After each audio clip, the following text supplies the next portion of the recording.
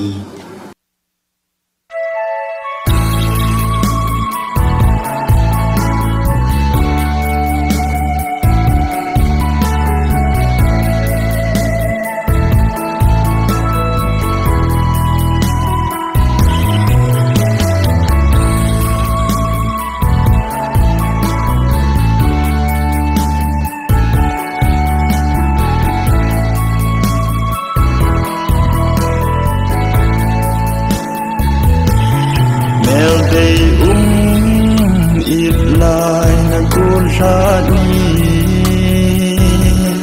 sana khang nốt lại chung đinh côn cha dinh mi khô hin khô thả mang đi hầm giang pha nung lâm ngày lâu dễ nín nung nôm nu hi đinh can tha về thế na nama na cúi hem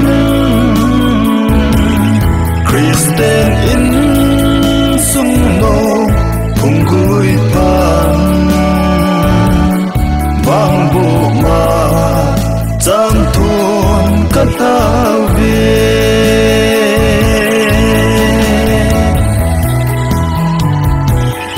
ni lâu pi tu na gon hlat ni chung pathin sunin vai kon do tan na chi te le khang mun pi hin lang nu cham kim din pathi chang hin nom nu can tha về thế na nama na cúi hem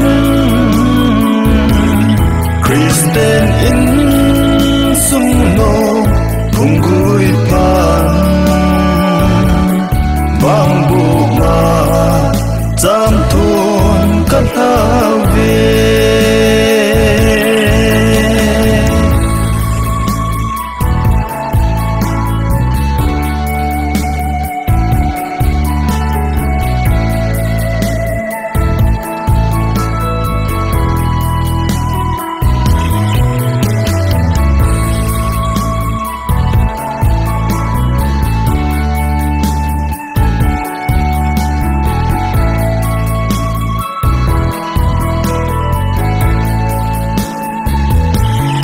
dam sung hin khu a in chen sim đi